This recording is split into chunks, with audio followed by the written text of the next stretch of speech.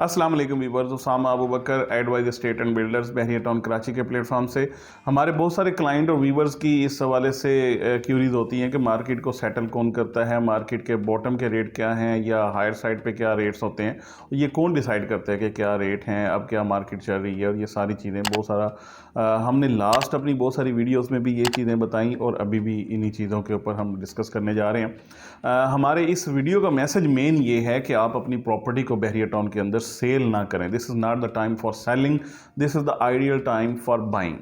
एक तो ये बात हो गई। अब इस वीडियो को हम स्टार्ट करते हैं, वो इस हवाले से है कि जो भी एक चीज़ है जहाँ पे भी प्रीसेंट में किसी ने आज बाइंग की मतलब कम प्राइस के ऊपर, अगर किसी ने ये प्राइस, एक बंदे ने कोई भी प्लॉट ख़रीदा है 80 लाख रुपए में या 90 लाख रुपए में, 125 का या 250 का, तो आज उसकी प्राइस तकरीबन 10 लाख रुपए या 20 लाख रुपए कम हो गई हुई है।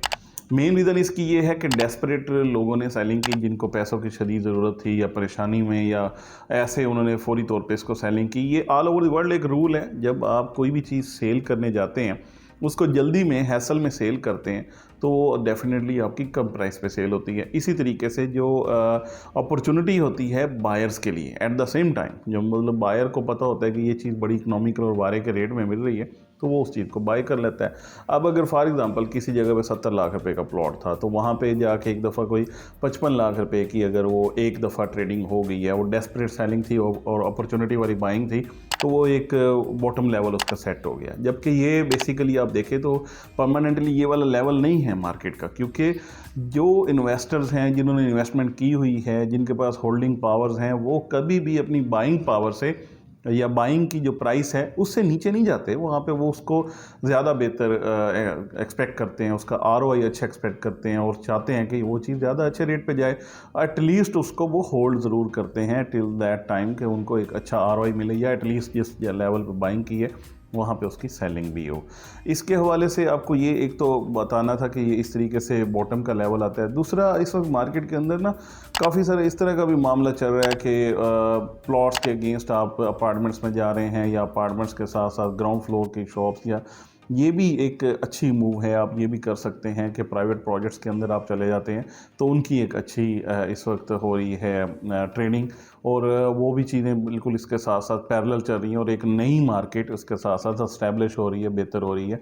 लेकिन इन द मीन टाइम मैं आपको ये चीज़ ज़रूर कहूँगा कि ये this is not the time for selling. आप कोई भी चीज़ आपने बाइंग की है तो उसकी थोड़ी देर होल्ड करें, क्योंकि सब लोग ऐसे नहीं होते जो डेस्परेट हो के या परेशान हो के या ऐसी ज़रूरत उनको पड़े कि वो चीज़ उसी वक्त सेल करें और अपनी पैसे की उनको नीड हो। इस वक्त जो ओवरऑल इन्वेस्टर्स हैं, देखिए कोई भी मार्केट है ऑल ओवर पाकिस्तान इस वक्त कोई ग्रोथ में नहीं चल रही।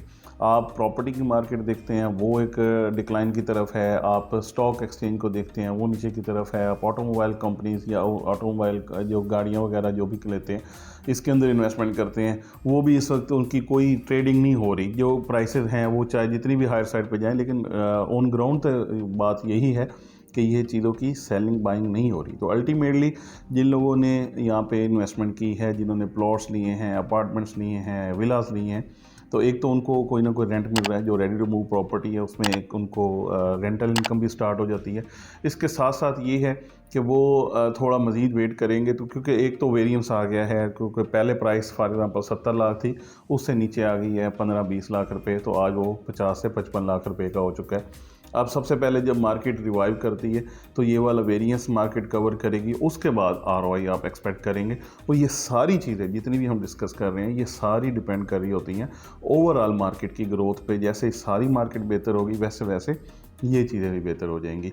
और मैं आपको बताऊं कि जितनी ये थंब रूल ये भी ज़रूरी है कि बताना कि जो जितनी छोटी से छोटी कम से कम इन्वेस्टमेंट है वो सबसे पहले ग्रो करेगी।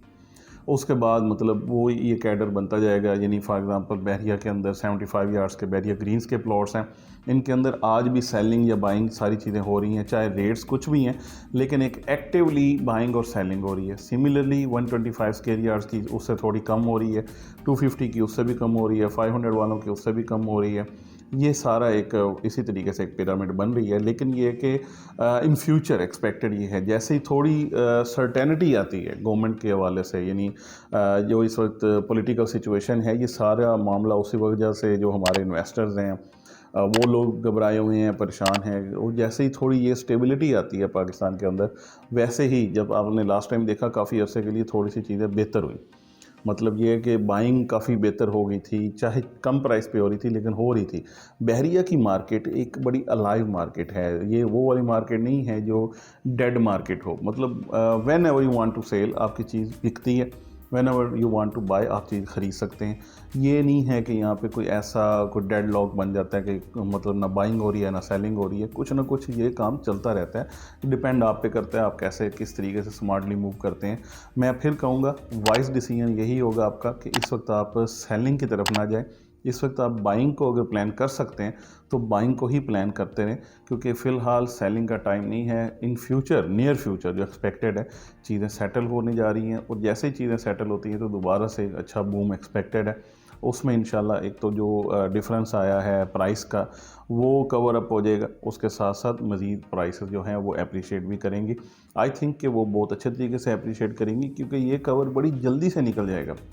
जो डेस्परेट लोगों ने एक सेलिंग के दौरान मतलब नीचे की तरफ, बॉटम की तरफ प्राइसेस लेके गए हैं, वो वाली ओरिजिनल प्राइसेस नहीं हैं।